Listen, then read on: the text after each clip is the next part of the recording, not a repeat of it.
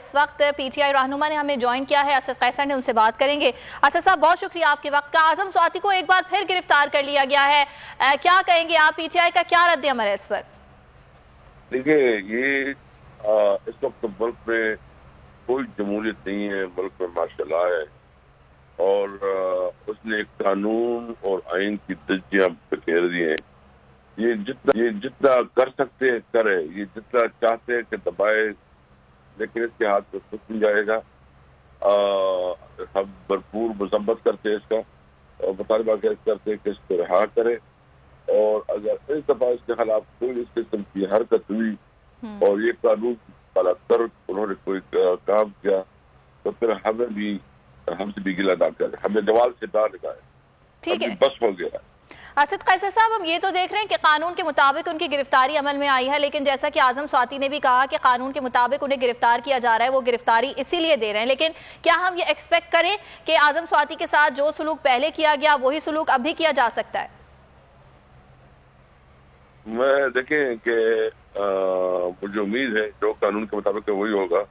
اگر کوئی کریں گے تو ہم ضرور جو ہے نا اس دفعہ اس کو ہم ایسے نہیں جانے دیں گے، ہم اس کو رسپانڈ کریں گے، اور میں حکمرانوں کو کہتا ہوں کہ ہوش کے ناخن دیں، اس حد تک نہ جاؤ کہ پھر تمہارے ہاتھ پہ کچھ نہ رہے۔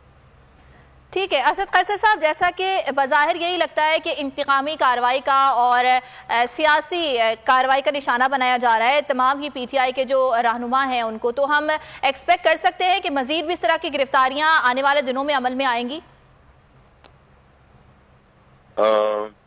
دیکھیں، بس جو بھی ہوگا، ہم تو تحریک پہ ہیں، ہم تو جہد کر رہے ہیں، ہمیں کوئی پرواہ نہیں ہے، گرفتاریاں ہوتی ہیں جو بھی ہوتی ہے، بس ہم نے تو اپنی اسٹرگل جاری رکھنا ہے اور ہم انشاءاللہ حالات کا مقابلہ کریں گے۔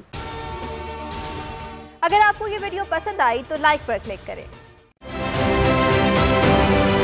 آپ یہ سمجھیں، یہ جو حق ہے نا، حق پہ کھڑے رہنا اور حق کو بولنا، یہ دور سے لگتا ہے تنہا ہو گئے لوگ۔ آپ خان صاحب کو دیکھیں، تنہا دکھائی دینے، ساری جماعتیں مل کر ان کے خلاف ہیں، لیکن آج بھی پاکستان کی عوام اس حق کی آواز کے پیچھے جو ہے 80% سے زیادہ عوام ان کے ساتھ ہے۔ سیم ایگزیکٹلی اسی طریقے سے بول کی کہانی ہے بھائی، بالکل الگ آپ کو تنہا دکھائی دے گا، ہر جگہ آپ کو کھڑا ہوا نظر آئے گا، ہٹے گا نہیں کسی چیز سے، اور اس کے ساتھ بھی 80% عوام اگر آج آپ دیکھیں تو اسے بول دیکھ رہی ہے۔